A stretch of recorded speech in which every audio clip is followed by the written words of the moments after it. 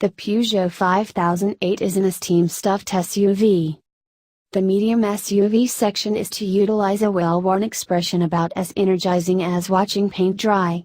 Without a doubt, it's the most in-your-face battleground for current deals graph mastery among almost every producer. Simply ask Ford and Holden. However, there's not really anything to get truly amped up for. It's an ocean of same, cut out stages that are altogether minor departure from a subject, styling-wise, and concerning what they offer the purchaser. That is the reason a newcomer like the 5008 is dependably a much-needed refresher, regardless of whether it is actually a vast SUV. It's an interesting one, the 5008, in that it nearly straddles the medium and vast sections.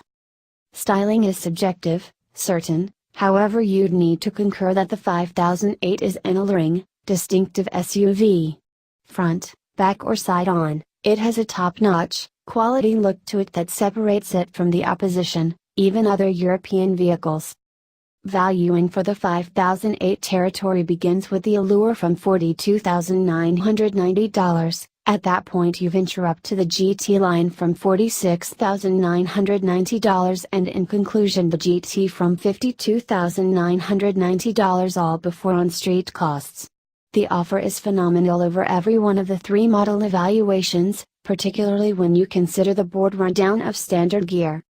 Over the range, the accompanying protracted rundown of hardware is standard: 7 seats, self-governing crisis braking, driver consideration caution, path takeoff cautioning, auto headlights and windscreen wipers, versatile journey control with stop and go work, a 360-degree camera and in addition front and back stopping sensors, electric warmed and collapsing entryway mirrors, double zone atmosphere control with raised air vents, customizable 12.3-inch advanced instrument board, a 8.0-inch capacitive touchscreen with 3D route, DAB+ radio, voice acknowledgement, remote acceptance charging for cell phones, Apple CarPlay, Android Auto and MirrorLink telephone reflecting, 6 airbags, including, and credit to Peugeot, third push drape, and composite rooftop rails. The GT is tried here additionally gets 19-inch wheels, with 235/50/19 elastic, Alcantara entryway and dash embeds, an electric driver's seat with 2-position memory, warmed front seats, rubbing driver's seat, chrome reflect shells and wheel curve augmentations to legitimize the additional ask at the money and roll. The GT is fueled by a 2.0-liter turbo diesel motor, which thumps at 140 kilowatts and 400 Newton meters and is mated to a 6-speed programmed. As indicated by the ADR fuel assert, the 5008 is fit for utilizing as meager as 4.8 liters/100 kilometers on the join cycle. Amid our 7-day stretch of testing, the 5008 arrived at the midpoint of an amazing 6.6 liters/100 kilometers, representing exactly how proficient an advanced turbo diesel can be in genuine terms. While the Lodge is without a doubt premium, the principal thing that hits you from the driver's seat is the marginally bizarre seating position, exacerbated by the totally moronic, minor directing wheel. For me, it's been a long-held complaint that the little wheel looks bad in something besides an energetic hot bring forth, and it's the main genuine negative in what is a generally remarkable Lodge. Call me unnecessarily negative on the off chance that you like, however, endeavor to figure a sensible contention with reference to why a huge SUV needs a race car-like guiding wheel. Has neither rhyme nor reason. The seats, in any case, are fabulous, agreeable even finished long separations and spacious for drivers of all statures.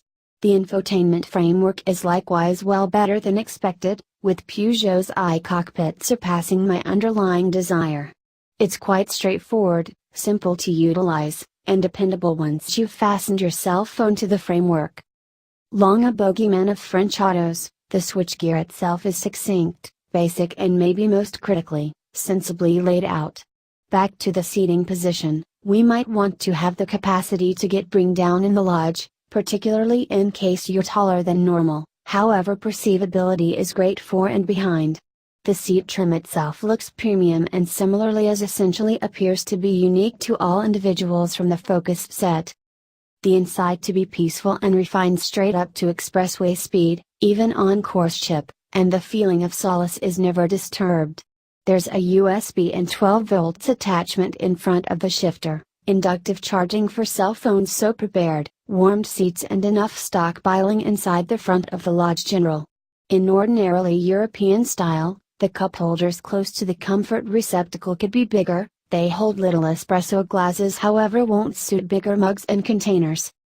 Into the second line, there's a lot of space for family obligations and additionally air vents with their own fan control, a 220 volts power attachment, leaning backrests, a lot of headroom, better than average decks, window nets, collapsing tables on the seat backs, and shrouded stockpiling receptacles under the floor mats.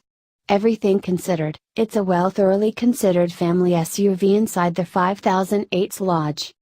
The back segment has a strong gear cover in a level floor when the seats are not being utilized. Regarding that matter, the seats overlap down and up effectively enough for them not to be an agony in the event that you do need to raise and lower them frequently. Third push travelers get a 12 volts attachment and a lamp too. The rear end, notwithstanding, doesn't pivot up sufficiently high and it's anything but difficult to whack your head. There is a low load dullness, then again, which is brilliant in case you're consistently taking heavier or bigger things all through the baggage space.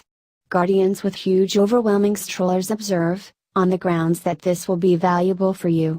There is, nonetheless, a little hole between the two lines when the third column is down and the second line up, and little things could vanish into it. The outside styling shows you could be in for an energetic drive, as senseless as that may sound, but game mode itself appears somewhat senseless in this portion to me at any rate. There's no requirement for a heavy SUV to hold out fits on deceleration, pushing redline and by and large feeling dire, not in this section in any case. Countering that contention is the nature of the driveline, however. The motor is sharp. It wants to rev appropriate out to redline in the event that you are so disposed, and the gear shift stays exact even in solace mode. The ride can be a little firm finished. The most noticeably awful streets Sydney can toss its direction, however it's generally a stunning mix of solace and exactness. The brakes and controlling are both magnificent, well past what you'd anticipate from a SUV, the guiding particularly, dumb controlling wheel aside, is perfectly weighted and coordinate. Truth be told, the 5008 feels significantly more auto-jump at the chance to drive than SUV-like, which is ending up perpetually pivotal in such a firmly challenged fragment. Guardians, most purchasers so far as that is concerned, don't need their SUVs to drive like a 80s 4x4 junkie any longer. Those days are a distant memory. Peugeot's stop-begin framework is dopey, moderate and irritating in reality, particularly packed on rush hour gridlock. Annoyingly, it is difficult to deactivate either, expecting you to work through a menu on the infotainment screen as opposed to just hit a dash-mounted catch. You'd be encouraged to turn it off, however, it will make your drive more charming. The Peugeot 5008 stacks up amazingly in one of the two most noteworthy SUV portions in 2018. Its mix of value and esteem is past contention, particularly in the range-topping GT review we've tried here. Try not to neglect the French brand in case you're in the market for an excellent SUV.